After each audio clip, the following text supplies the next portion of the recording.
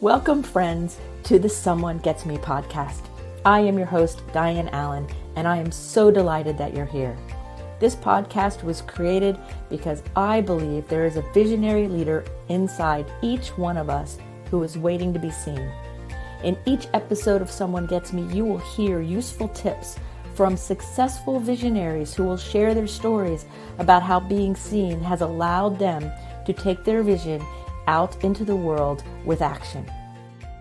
Being intense, intuitive, and introverted. Hi, I'm Dianne here with a talk about intensity and sensitivity, intuition, and being introverted. And how do they come together in a person, all in one person? It's remarkably interesting to be this way. This is how I am and how many of my clients are. So I want to first start by unpacking what these three things mean in a practical, everyday kind of sense. And I'm not talking about research and I'm not talking about diagnosis. I'm talking about like living it, right? So when you're an intense person or you're intensely sensitive, empathic maybe, some people use that word, but I'm talking about a level of intensity where maybe if you could compare it to most people watching a black and white little TV, and we're walking around in 3D surround sound cranked up. So noises are different, pitches of voice and sound have different effects. We feel our emotions very, very intensely. When I was little, my mother used to say my bladder was too close to my eyes because I could feel sadness, existential sadness, mine and others, and I didn't know what to do with that. And so I would cry a lot because I could feel that depth, that deepness. That's what intensity is like. It's also intensity of mind. That's when I ask a ton of questions and I want to know things and I dive into things and learn. So there's lots of ways that intensity shows up. And it shows up in my physical activity too. Like I love to be active and I'm very competitive and I'm competing against myself. I'm competing against the clock. It doesn't really matter. There's an intensity about the experience. And so to be an intense person often means that we get misunderstood. Somebody might think, oh, they're overreacting, or oh, you're just being dramatic, or oh, you're just being, attention seeking. No. It's just a different way. It's not better. It's not worse. It's just different. Sometimes it feels worse because people don't understand. When I've had many experiences in my life where I was being focused and it was misinterpreted by others as anger. When it wasn't anger, it was focus. So it's important that we all begin to learn more and more how to appreciate that every single person has a different life experience. Neurodiversity is real. Being intense is real. And no two people are exactly the same in their intensity. So I can be highly intense and I can be intensely sensitive. And so can you. And we're going to experience it differently. And that's okay. Then we have being intuitive. Now, intuition is the highest form of intelligence. Forbes magazine said that, right? And I believe it to be true anyway. I have been connected to my intuition since I was a very young girl. Now, there have been times in my life where I hid it, or tried to, because I was made fun of. Or many of the boys I have been dated in high school and college, especially college, kept saying, you can see right through me, so let's just be friends. I had one person who wanted me to marry him, and he was holding my hand, and then he just yanked it away and said, oh, you can feel too deeply into him, is what he meant. And I hardly ever talked to him after that. He ran away. I didn't understand, but it's real. Intuition is real, and sometimes we just know things. I actually, when I was younger, in my teens and early 20s, thought everybody had the same gift I did. I didn't even know it was a gift, really, and I couldn't understand why they didn't use it. And I couldn't understand why people made fun of me for knowing things that others didn't know.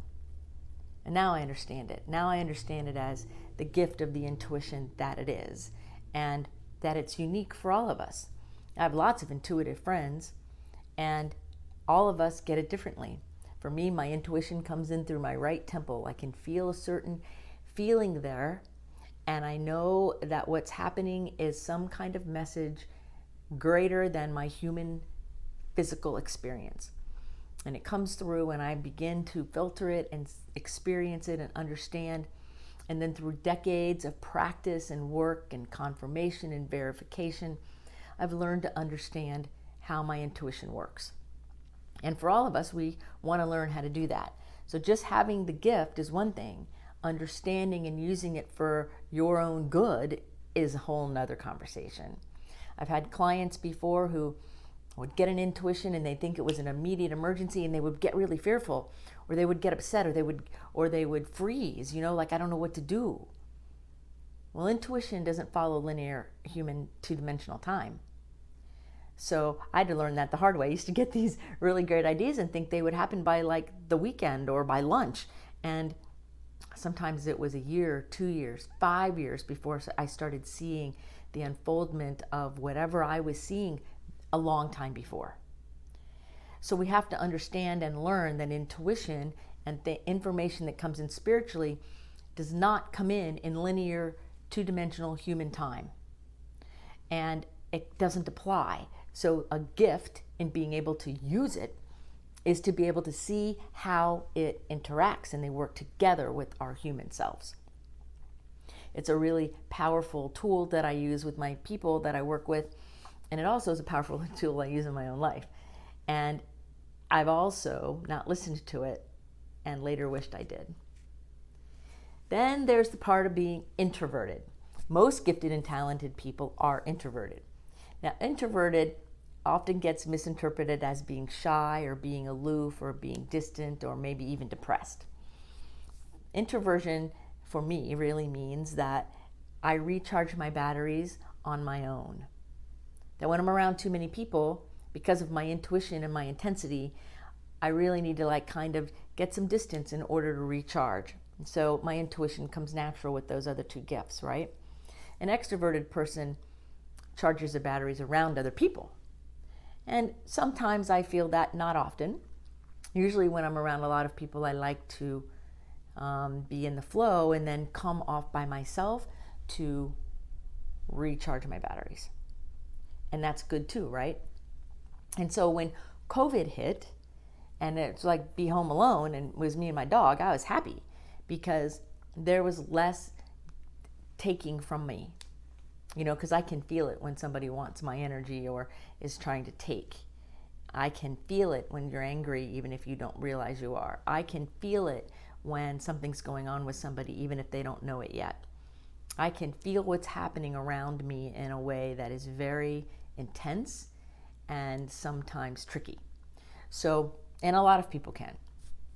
And so being introverted sometimes really pays off. It means we recharge by ourselves. Now, when you put all three of these together, and many, many, many gifted and talented people have all three of these, they are intensely sensitive in multiple ways: physically, emotionally, mentally, spiritually, socially. They taste things differently. They can taste a gravy and know everything that's in it. They can smell a fragrance and tell you what all the notes are and be accurate and be correct. Some really intense gifted people can know the answers to very complex problems and not be able to tell you how they know it, but they're right. That's a form of intensity with intuition coming together. So all three of these things braid together to make even a more powerful, a more amazing life experience. It's remarkable. It also can be really tricky to navigate, right? Because we're often misunderstood in the world. We live in a world that is meant for numbing your feelings, don't be so intense, be extroverted, and don't use your intuition, just follow the crowd. And if you're angry or you're, acting up, then that's okay. And that's the opposite of what my life experience is. And so when I'm working with my clients, I have a skill to deeply listen, meaning I'm listening spiritually, I'm listening emotionally, physically, humanly, to all the different levels, to what's being said and what isn't being said, so that I can support them in the highest and best way to bring their inner vision, their heart's calling out into the world. Because often what gets us stuck is we're not able ourselves to see in and see where the jam up is, or where we're stuck, or where to turn next, and so we get confused. And a lot of times confusion for a gifted, intense, sensitive, intuitive person, confusion sometimes is the biggest roadblock. Stops us dead in our tracks. I don't know what to do. I'm not sure how to handle it. I'm supposed to know what to do because I'm gifted, and so therefore I stop. And I don't want you to do that anymore. I want you to realize that confusion is not a good idea. Speak up, raise your hand, get someone in your corner to say, oh, this is what you mean. This is how it is. Because the moment you start talking and processing and sharing, another person who's intense and intuitive and introverted and gifted is able to help you by asking good questions, by listening, not telling you what to do, but asking good questions so you can discern what's best for you and how it should look and how you want it to look. Because here's what happens. You take the first step and the universe comes right in and gives you feedback. Either it's feedback that says keep on going, or it's feedback that says make an adjustment. Either way, you have your feedback. So doing nothing stops us dead in the water. Letting confusion take over makes the intensity feel worse. So it's very important, if you're an intensely sensitive person, to really learn some of these basic skills on how to manage it and how to make friends with that part of you and stand in your authority with it. Stand up straighter. Be that person who says, yes, this is who I am, and it's valid and it's good and it works. Because it takes all of us to make the world harmonize, right? Now, I have a lot of extroverted friends, and they're really glad that I'm a grounded, introverted person. Me, I like having extroverted friends because it helps bring me out a little bit of my more intense, introverted self. Because for most of the people I know, we don't talk about the weather so much unless there's an event going on. We don't talk about small talk. It's not just chit-chat. The conversation, the engagement has a deeper level. And there's nothing wrong with chit-chat and that more superficial conversation. There's nothing wrong with it. There's nothing wrong with being really intense. It's just different. And so when we realize that there's variance and there's difference and it's valuable, we can take our intense selves and our intuitive selves and our introverted selves, and we can begin to say all of these forms of intelligence come together in each person in a perfect harmony. And they're meant to be different and varied in each one of us, because it's like a huge big jigsaw puzzle. We all have our own piece to play. We all have our own way we are here to do the world. And so if you know that you are intense and you're trying to pretend like you're not, or you're denying your intuition, or going so far out there into it that you miss the human experience, which some people do, then your piece of the puzzle has a weird color to it. It doesn't quite fit, because our colors are good and we fit when we are allowing our authentic real self to show up in a real and meaningful way. So if you're intense, and if you have a lot of intuition, and if you're an introvert, I'm glad you're one of my people, right? And if you don't understand it, then that's okay too, because we are all in this beautiful experience of life meant to bring who we are fully present. Many times I've meditated over the many years I've worked on myself and healed a lot of old trauma and done these things, and realized that the more I step in to my intuitive gift and realize it's intelligence, it's not woo-woo, the more I step into the intensely sensitive part of me, like the goosebumps I'm getting right now, the more I step into that, the more powerful, more authentic, and more amazing my life is. My life is here, and my world is about serving, inspiring, educating myself and others to be happy and fulfilled, not filled full, but fulfilled, and living a life beyond their wildest dreams because they said yes to their heart's desire. I've said yes to my heart's desire, and I know you are too, or you wouldn't be watching me, right? And so why don't we all just say, okay, if you're intense and intuitive and introverted, good for us, right? And if you're extroverted, good for you too, good for all of us. The key is know who you are and live that. Trying to live somebody else's dream doesn't work. Trying to be what you're not just causes pain. And I think we've all had enough pain and craziness.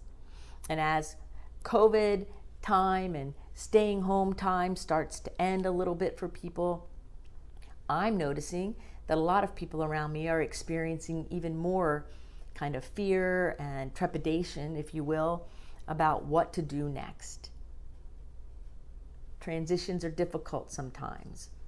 Understanding what the best choices and discernment are difficult sometimes. That's why we usually need to have somebody in our lives. I have an inner circle of people in my life that I kind of go over things with and process things with, of how am I going to do what I'm going to do next? What's going to happen with my business? How is this podcast going to shift or change, or is it? How am I personally going to go out into the world? Is it different or new or what?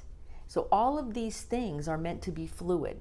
We're meant to be able to go as we are intuitively led from the inside out. Because the truth is this, whether you believe it or not, you know better than anyone else about you and your life and your body and your mission and your vision. So when somebody tries to tell you, let's play devil's advocate, understand they might love you and care about you, but they're puking their fear on you.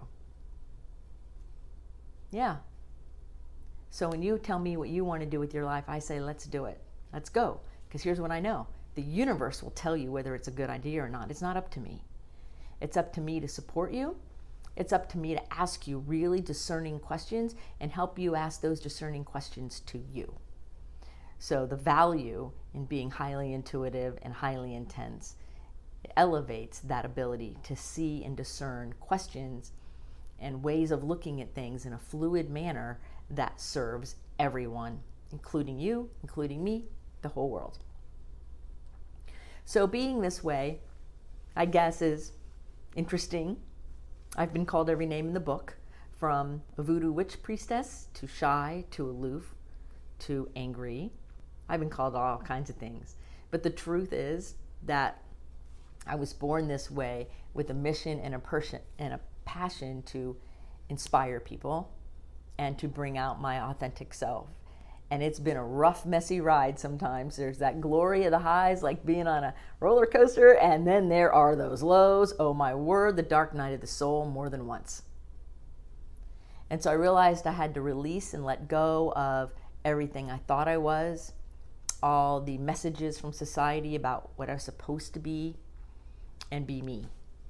So I want to encourage you to go within and connect to that real you and be that with love and kindness and compassion and gratitude for who you are.